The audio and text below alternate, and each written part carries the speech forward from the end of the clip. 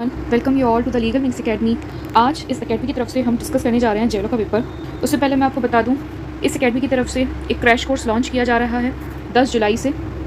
ठीक, आपके जितने भी एग्ज़ाम्स हैं, प्री एग्ज़ाम्स जो कि होने वाले हैं, आपको पता है, जैसे कि एमपी में, राजस्थान में, और अभी ये JNU भी बिल्कुल आपका आने को रखा हुआ है। आप अपनी तैयारी को और मजबूत करने के लिए हमारे साथ जुड़ सकते हैं। बाकी डिटेल्स के लिए आप कॉन्टैक्ट कर सकते हैं 7296895963 पे। और जो चैनल पर वीडियो लॉन्च की जा चुकी है प्री क्रैश कोर्स के नाम से, आप प्लीज़ उसको भी एक बार विजिट कीजिए, आपको वहाँ से सारी जानकारी मिल जाएगी। चलिए let's come to the paper. क्योंकि पेपर बहुत बड़ा है तो इसीलिए हम आज इसके 75 क्वेश्चन डिस्कस करेंगे और पार्ट सेकंड में इसके बाकी 75 क्वेश्चन डिस्कस करेंगे। चलिए शुरू करते हैं। सबसे पहले क्वेश्चन है कि dispute between centre and the state is to be educated by supreme court of India in its original jurisdiction, article 131। ठीक, then which provision has been added by constitution 81st amendment act of 2000। इसका answer है 16 का 4 capital B, as you all know, carry forward rule के नाम से भी जिसको हम जानते हैं। आर्टिकल 16 के अंदर कैरी फॉरवर्ड रूल। ठीक, Indian constitution make provision for the abolition of untouchability under article, you know very well, article 17।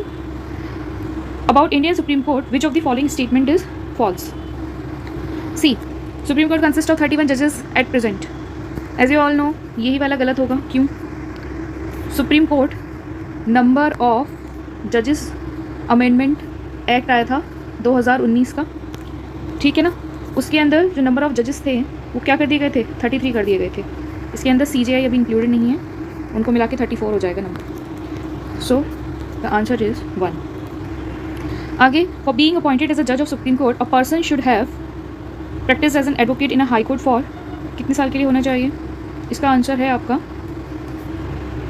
3rd 10 years. Very important question, कई बार बाकी भी अदर स्टेट के प्री एग्जाम में पूछा जा चुका है। आर्टिकल 124 का clause 3। Okay, identify the wrong statement regarding directive principles out of the following. These are the mandate for functioning of all 3 organs of the state. बिल्कुल सही बात है। These are similar to the instructions given in government of India act. बिल्कुल, वहाँ पे लगभग ऐसी चीज़ें दी हुई थी। Consist of social welfare charter of Indian constitution. बिल्कुल सही। Violation of these by the state the court can issue Ritz. बिल्कुल भी नहीं हो सकता। क्यों नहीं हो सकता? आर्टिकल 37 नॉन जस्टिशिएबल है ये, इसलिए नहीं हो सकता। Indian constitution borrow directive principles कहाँ से लिए थे? आयरलैंड से लिए थे।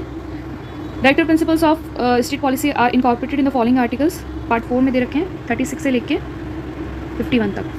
ठीक, इसका आंसर है 2।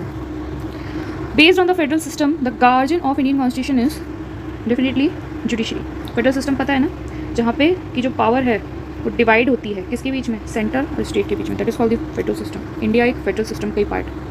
DPSP are included in question number 10। DPSP are included in which part of the constitution? As I told you above, part 4। Who is empowered to enlarge the power of supreme court? Parliament. ठीक, article 138, वहाँ पे jurisdiction and power दोनों के enlargement की बात की गई। The high courts are empowered to issue writs under which of the following articles? तो 226। सुप्रीम कोर्ट 32 में कर सकता है। A person lawfully detain may question his detention. कैसे उसके डिटेंशन को क्वेश्चन किया जा सकता है जिसको कि अनलॉफुली डिटेन किया गया है? उसका आंसर है रिट ऑफ हिबिस कॉर्पस। ठीक, तो supreme court is established under which of the following articles? तो सुप्रीम कोर्ट कहाँ पे एस्टैब्लिश किया गया है? आर्टिकल 124। 124 से आप इसमें बहुत सारे क्वेश्चन देखेंगे इस पेपर के अंदर। ठीक, उसके बाद in reference to article 21 capital A of the constitution which of the following is included in the fundamental duty? 51 का कैपिटल A का के सब क्लॉज के। ठीक, कौन से उससे आया था अमेंडमेंट से? ये आया था 86 अमेंडमेंट ऑफ 2002। गार्जियन के ऊपर और पेरेंट्स के ऊपर ड्यूटी दी गई थी। ठीक, इसलिए अपने 6 से 14 साल के बच्चे को एजुकेट करें इसके लिए। Article 16 right to hold and acquire property is, ये आगे भी मिलेगा आपको ऐसा ही क्वेश्चन। क्या है ये? एक लीगल राइट है। पहले क्या था? एक फंडामेंटल राइट था, फिर किया जाता है 44th अमेंडमेंट ऑफ 1978। ठीक, अगर कॉन्स्टिट्यूशनल राइट भी इसमें ऑप्शन होता तो हम वो भी इसको मार्क कर सकते थे। वैसे ही लीगल राइट, कॉन्स्टिट्यूशनल राइट दोनों में ही आएगा। ठीक, दोनों ही दिए होंगे, कॉन्स्टिट्यूशनल राइट मार्क कीजिएगा, वैसे फिर वो चैलेंजिंग हो जाएगा question. Detention under preventive detention act is a reasonable restriction under which of the following articles? Detention under preventive detention act is a reasonable restriction. तो इसका आंसर क्या होगा? इसका आंसर होगा 1।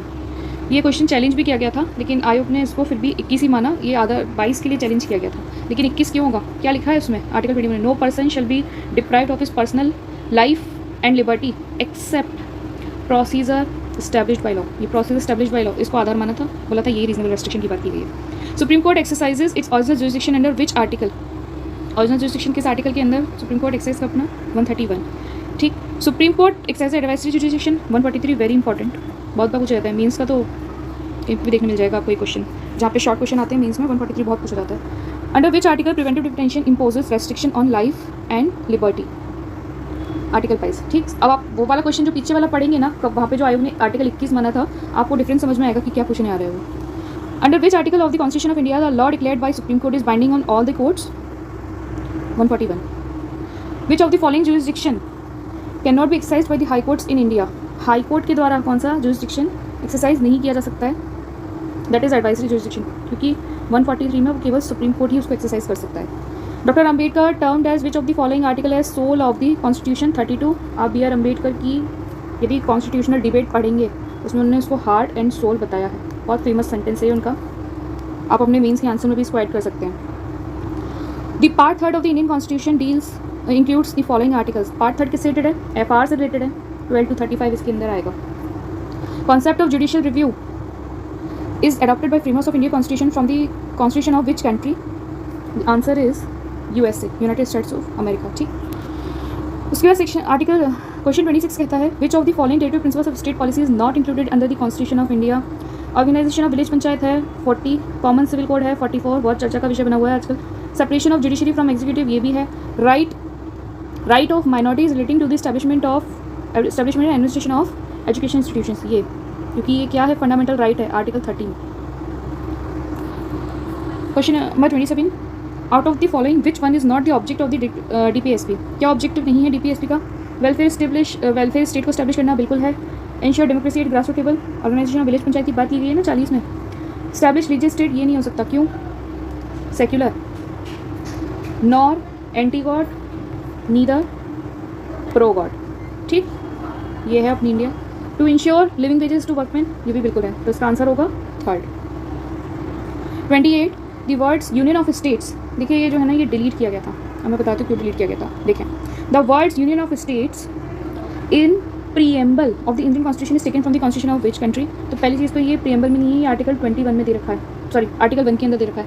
और दूसरी चीज़, ये जो यूनियन ऑफ स्टेट है ये इनमें से कहीं से नहीं लिया गया, ये लिया गया है ब्रिटिश नॉर्थ अमेरिकन एक्ट से। यूपीएससी में आया हुआ है ये क्वेश्चन, यूपीपीसीएस में, सॉरी। ठीक। Who was the president of the constituent assembly?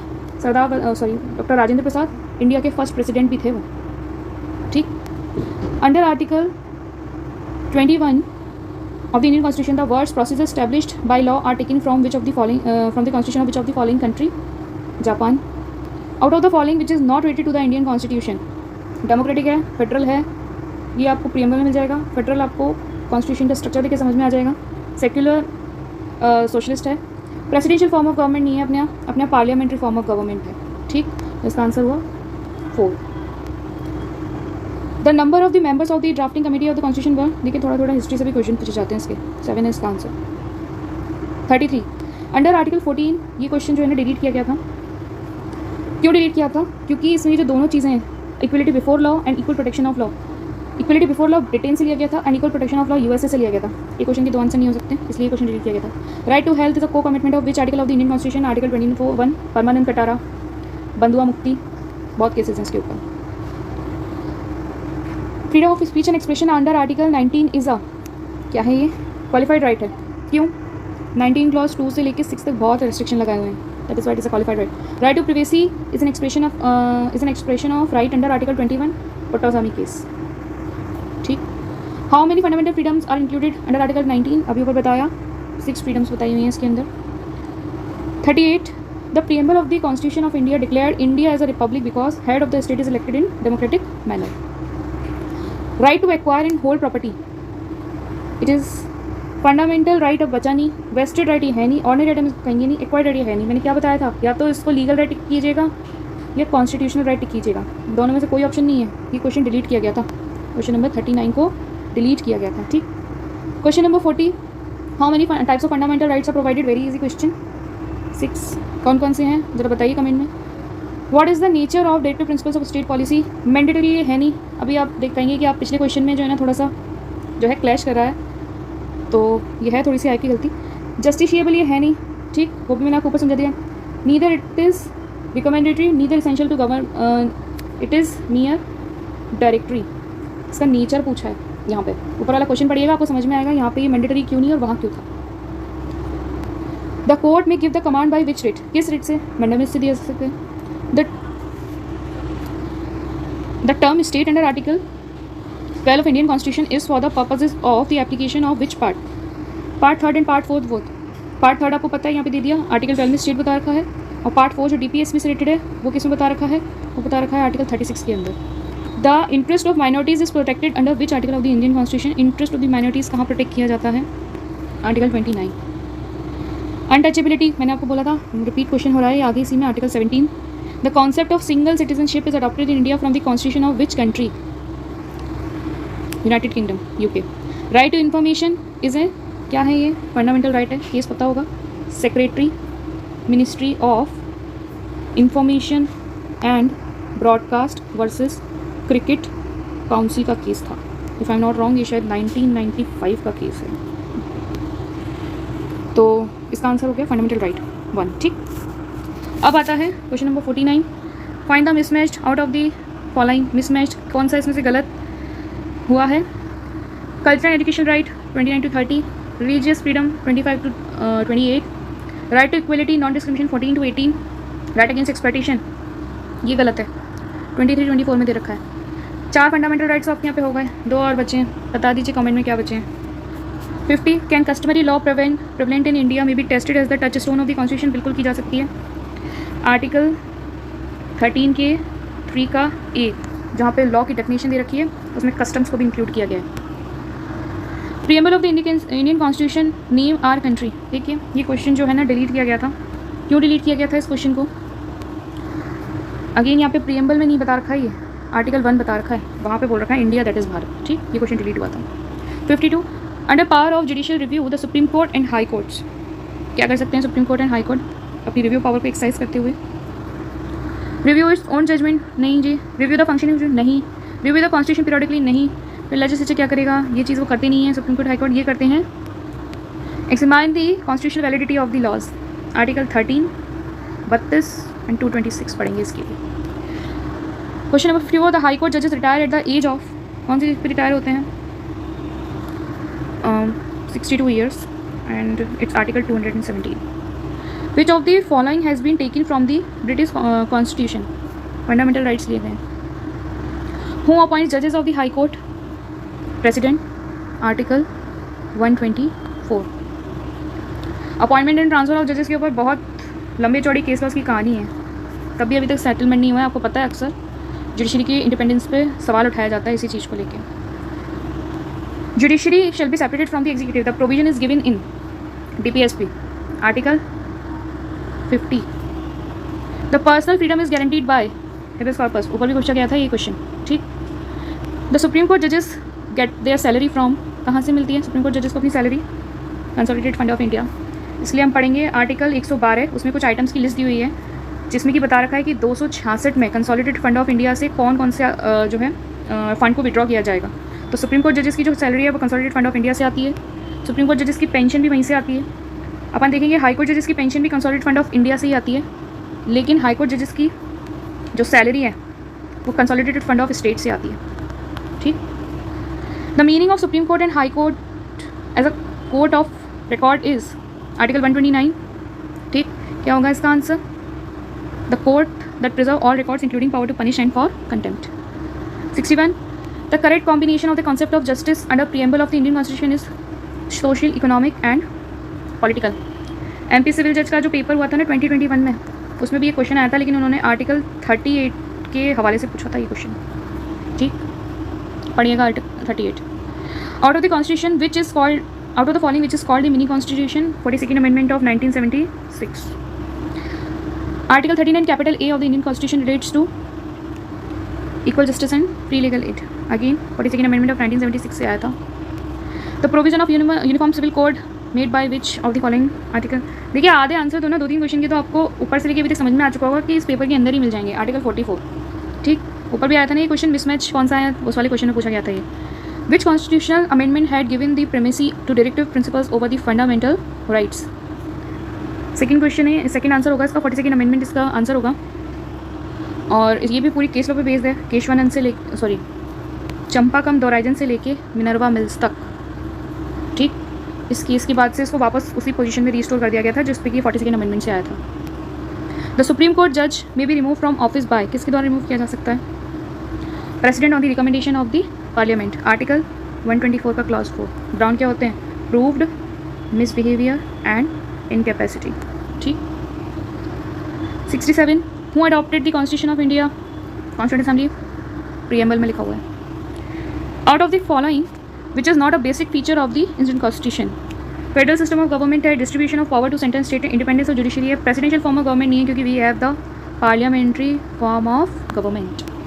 Out of the following which countries constitution influenced India to adopt concept of Westminster system of rule making and rule of law? Britain. Second होगा इसका answer. Fundamental duty of every citizen of India to safeguard public property is provided under article, I guess it is 51 capital A का I. देखिए fundamental, अब आपको इतना समझ में आ चुका है, 2 क्वेश्चन आपको देखने मिल गए हैं फंडामेंटल ड्यूटी से। आपको फंडामेंटल ड्यूटीज़ में ए से लेके के तक क्या है पता होना चाहिए, एक एक वर्ड पकड़िए उसमें, ठीक। आंसर मिल जाएगा आपको प्री में। The word secular in India Indian constitution means, अभी आपको मैंने ऊपर बताया था 71 का 4 होगा इसका answer, not favouring any particular faith और रिलीजन, ठीक, क्योंकि India is neither pro God nor anti God. The term equality in Article 14 of the Indian Constitution means equality before law and equal protection of laws. 73. Which one of the following is not explicitly mentioned in Article 19 of the Indian Constitution? Speech and expression है, assemble peacefully without arm है, freedom to move freely in Indian territory है, freedom of press explicitly mention नहीं है, explicitly मतलब स्पष्ट रूप से वहाँ पे प्रकट नहीं है, लेकिन freedom of speech and expression के अंदर freedom of press शामिल है। बहुत सारे केस लॉज हैं इसके ऊपर। 74. Fundamental freedoms under Article 19 may be suspended during emergency which is caused by war or external aggression, ठीक। आर्टिकल, इसका आर्टिकल 358 होगा क्योंकि वहाँ पे आर्टिकल 19 की बात की गई है, सिर्फ आर्टिकल 19 की, ठीक। The provision of free legal aid is made under which article of the Indian constitution? That is 39 capital A, MH Hoskot case, ठीक। Thank you very much. आज के लिए बस इतना ही। नेक्स्ट वीडियो में हम इसके आगे क्वेश्चंस को डिस्कस करेंगे। Thank you very much.